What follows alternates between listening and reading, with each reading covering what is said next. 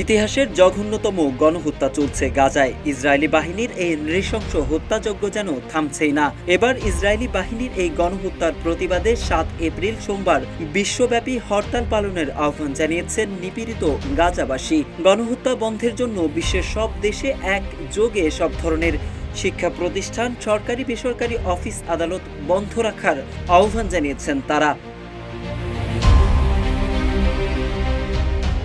এদিকে গাজাবাসীর এই আহ্বানে সাড়া দিয়েছেন অর্থনীতিবিদ অধ্যাপক আনু মোহাম্মদ। ইংরেজি অক্ষরে ছবিতে লেখা রয়েছে no work no school until genocide stop, অর্থাৎ গণহত্যা বন্ধ না হওয়া পর্যন্ত কাজ এবং স্কুল বন্ধ। ছবিটি পোস্ট করে আনু মোহাম্মদ লিখেছেন, হ্যাঁ সংহতি জানাই। তিনি আগামীকালের বিশ্বব্যাপী ধর্মঘটে যোগ দেওয়ার আহ্বান জানান। এখন যে কোনো ব্র্যান্ডের পুরাতন এসি বদলে নতুন ওয়ালটন এসিতে উপভোগ করুন 25% ছাড়।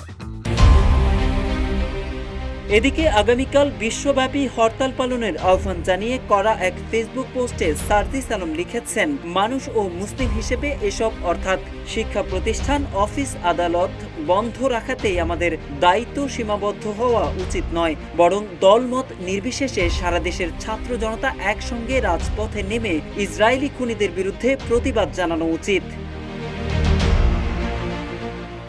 এনসিপি নেতা সার্জিস আলম আরও লেখেন, এনসিপি, বিএনপি, জামায়াত বা কোনো রাজনৈতিক দলের ব্যানারে নয়, বরং দলমত নির্বিশেষে বাংলাদেশ ব্যানারে আগামীকাল আমরা রাজপথে নেমে গাজার গণহত্যার বিরুদ্ধে দাঁড়াতে পারি। খুনি রক্তপিপাসু নেতানিয়াহুর বিপক্ষে স্লোগান দিতে পারি। প্রত্যেক জেলায় ছাত্র জনতার প্রতিনিধি হিসেবে দায়িত্ব নিয়ে কর্মসূচি পালনের আহ্বান জানান তিনি।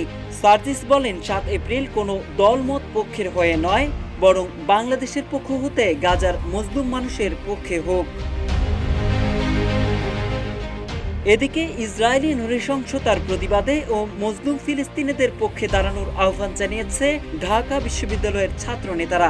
আগামীকালের ডাকা নো ওয়ার্ক নো স্কুল কর্মসূচি সফলের আহ্বান জানান তারা। কর্মসূচি অনুযায়ী আগামীকাল সোমবার বিকেল 4টায় ঢাকা বিশ্ববিদ্যালয়ের রাজু ভাস্কর্যের পাদদেশে মার্চ ফর প্যালেস্টাইনের আহ্বানে সংহতি এবং বিক্ষোভ সমাবেশ অনুষ্ঠিত হবে।